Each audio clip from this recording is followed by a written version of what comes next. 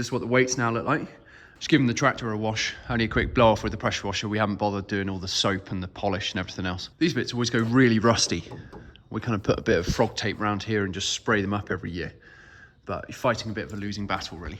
I'm over in the rental house, so at the moment we're just prepping all the walls. We had to spend a lot of time patching all these holes up. Trying to get wallpaper off was just a nightmare, and it was pulling the very thin plasterboard off.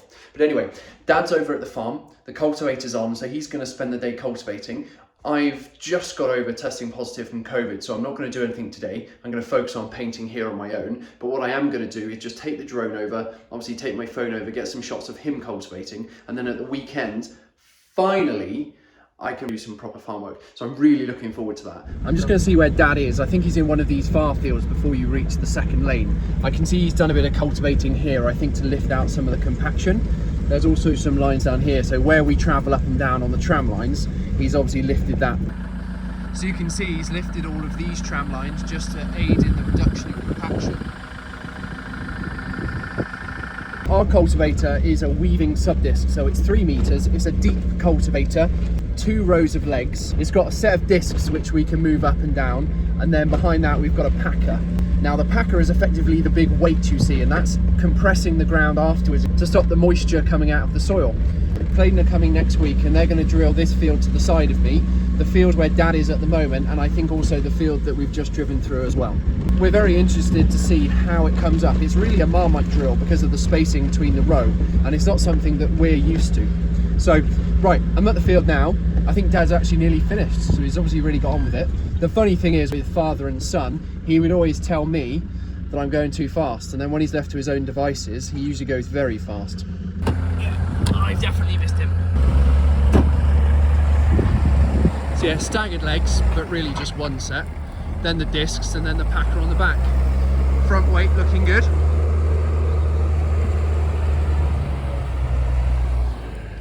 Still a bit wet, bringing up all these clods.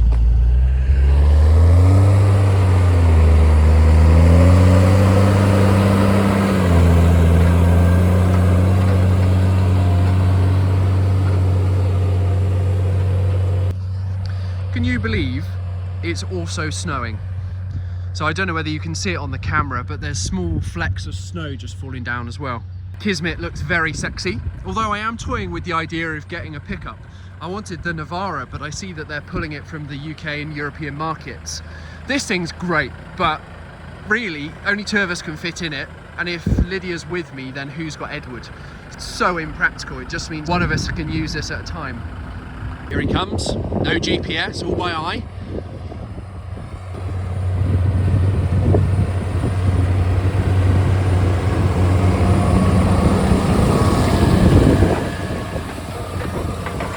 Looks like he's actually carrying the discs. Although it's a 1-pass machine, you really do need 2 passes on this sort of ground to get it looking nice and getting it to the point where you could actually do some drilling on it. Some people would disagree, you know, you could direct drill into anything, but we have just got accustomed to a really nice, soft, well-worked seedbed, and I think because of that we're a bit spoiled.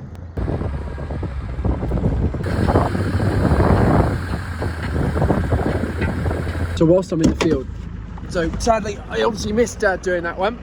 So he's finished that one. He's going to go do the one right next to the house. One thing I wanted to show you just whilst we're here, and this is also what I meant, as I say, we're spoilt. We're used to having a really, really nice seedbed, whereas other people would probably put a direct drill.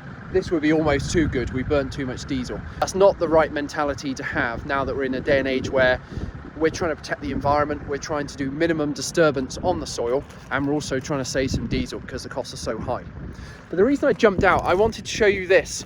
So this trench is caused by erosion. I want to try to get out of the wind for a second.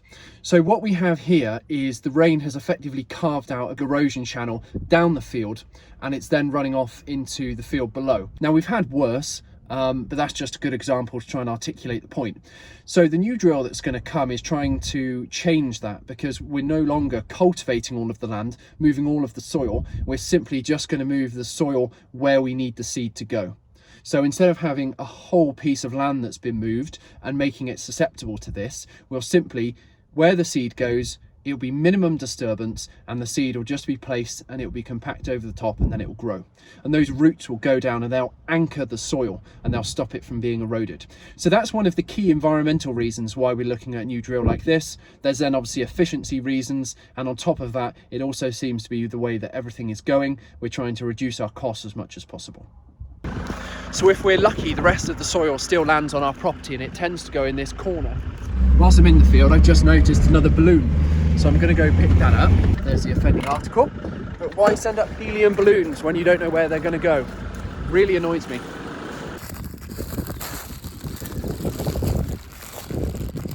Oh.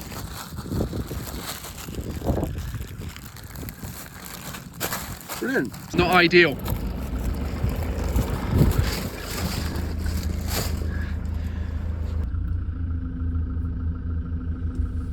Land Rover obviously thought of everything. Site change of plan, so I went to send the drone up, and then apparently I have to do a big update. In reality, it might actually have been too windy for the drone anyway. So there's still a lot of moisture here, which is good to see. The danger is, and that's why the packer's supposed to compress the soil, is just to try and keep as much moisture in this ground as possible.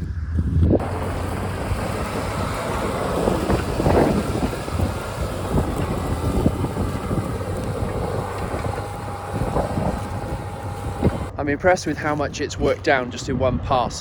What you tend to see is during the winter, all of the straw rots down. Obviously after harvest, the straw is very green and it's very strong, and so it takes 2 passes plus, sometimes it can take 3, to really mix it into the soil properly. So this is looking really good.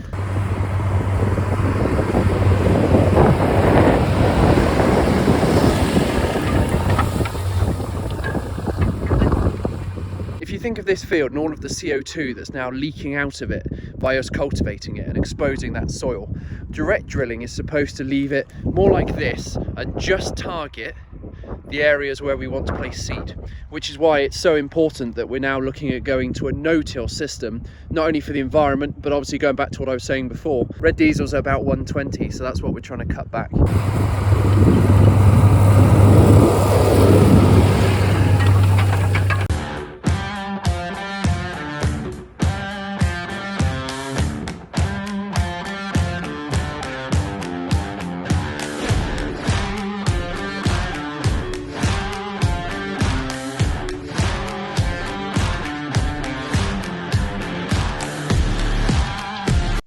So I'm down at the sheep and it's time to worm them, but I'm also going to trim their feet at the same time, and then I've got some spray as well. So if there is any foot rot or any disease or anything that I don't like the look of, then I can just spray them up at the same time as well. Oh dear. Always like to come prepared.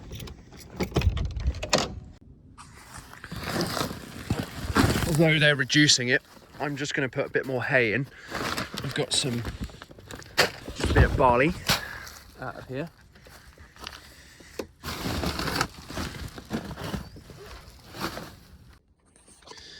So this is the drench gun, and this is what we'd use to administer the wormer, and it simply just recharges every time you let go because the trigger is sprung loaded. Now on this end, for some reason I think this one's fallen off, but with the wormer you always get one of these tops. So if I was at home, you just would heat this up with hot water or a little heat gun, and then you just plop that in there. But because of where I am, I'm just going to try and force it on for now. If not, the other option is you can just dunk this actually in the pipe itself and just have done with it, but hopefully not. So I always carry this bag with me. This has got my wormer, it's got some foot trimmers, and then it's got some antiseptic hoof care spray, and then some ultraviolet normal spray. So if there are any cuts or anything I don't like, I still haven't really decided whether there's any difference between these two after sort of 15 years of looking after sheep. I don't think there is, to be fair. And then I've got my Cotteswolds here. These are absolutely fantastic. They're razor sharp, and I use them for wool or for actually anything that needs trimming that the foot trimmers can't do. These would do feet, but obviously they're just a bit long and a bit awkward to use. So there's a couple of important pieces of information on the back of this wormer that you just need to make note of. So firstly, you have to choose the weight of the sheep against the dose. Then secondly, further down here, there's points about the administration and the withdrawal period. So the withdrawal period is how long is this wormer going to actually stay in the sheep's body. So if we were going to put these rams into market, they couldn't go into the food supply chain for X amount of days. So when you look at this, it says cattle and sheep may be slaughtered for human consumption only after 20 days from the last treatment. So this has got a 20-day withdrawal period. It's a moot point here because these are rams that we're going to keep, but I just wanted to make note. So I've switched over to the GoPro and I've got this headband for it. So I'm going to take my cap off, put the headband on, and I'll be able to show you exactly what I'm doing. I'm going to do the worming, but I'm also going to have a look at all their feet and just give them a trim as well. These guys are pretty new, and so it just makes sense to go through, make sure they're all trimmed up, healthy and happy. So you can see they're already starting to come towards me, which is great. The issue is whenever I go to actually feed, they're still about 2 or 3 meters away from me all the time, and I find it very difficult to actually get them into the shed. We typically feed from this feeder here, and I probably should have started feeding in the shed maybe 2 or 3 months ago just to get them trained, but I'm going to give it a go. See, they're already running from me, and I'm just going to see how it goes really. I've got one knot of hay and I've got the feed. They're starting to follow, which is fantastic, but what I do wonder when I actually go to stop and go near them, yeah, where they're going to run away.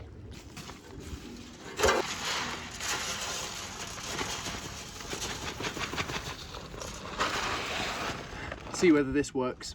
Barley blows them up, so we don't want to use too much, but I haven't got any of the proper feed at the moment. The delivery's next week.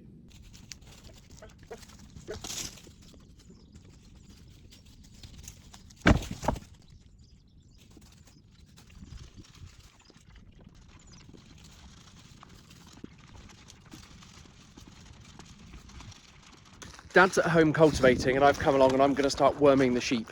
So I gave you a little intro. We've got the wormer here and then I've also got the foot trimmers, so I'm just going to trim their feet whilst I've got them. I've managed to catch them. In hindsight, I probably should have started feeding them in the shed a lot sooner, but I think they've got to the point where whilst they're a bit jumpy, they're still happy for me to at least feed them, leave them alone, and they'll go to the trough. So that's a positive. If we need to shear them, what I'm probably going to do is start feeding in the shed more often. They haven't touched probably half of their hay, so I'm going to start weaning that back as well. It's whether it's become too dry or whether they're just not interested because of this new grass, I'm not sure. So before we begin, I just thought I'd point out why we're doing this. So this is for roundworm and lungworm, husk in cattle and sheep, and that's what it contains. So they would have a shot of this, and it could be quarterly. I try and focus on the start of summer. I would then go through to the end of summer as we're going into winter, that sort of autumn time, and then also maybe January, February, but it really depends. If they were going to be lambing, then potentially we would do it in line with just before they lamb as well. How heavy do we think these sheep are? So we've got 50 mil here just because this was already wound back, and you're supposed to wind this thing and it will reduce the dose. So what I'll probably do is just give it, you can see as this plunger goes down, so I'll just give it a smaller squeeze because I don't want to waste this because it's quite expensive. Not as expensive as some of the branded stuff though. So we'll start by worming. This has been disinfected and cleaned off. So we just open the side of the mouth. Great. So these feet are pretty dinky. You can see, so you've got this excess here, which we're going to cut off, but we're also inspecting to see if it's hollow. Sometimes cavities emerge up here and actually go down into the hoof. That hasn't happened. I then just check these inner pieces to see if there's any sort of white pus or anything, and you also go by how warm it is. So these seem okay. These young rams seem to have quite hard feet, which I'm happy with. So simply all we need to do is cut that piece off. So this is flush. Hey, that's a good boy. They're so short, they don't need cutting off here. You might take a tiny bit off, but you don't really want them to bleed because then infection gets in. And we just repeat.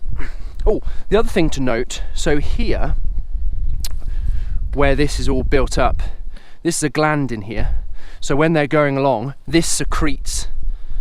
Sometimes it gets blocked, sometimes there's this, hopefully you can see that, it's sort of white crystal, almost like sugar crystals, and that will sometimes bulge, and you'll know it's slightly blocked, so you can just give it a squeeze and it starts to flow. That's another way for infection to get in on this top piece, and then the infection can spread down.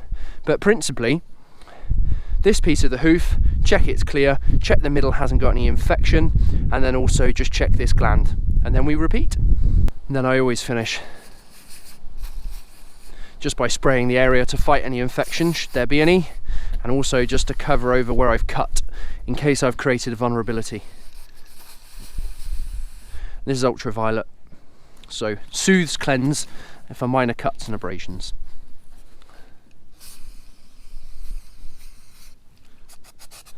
There you go.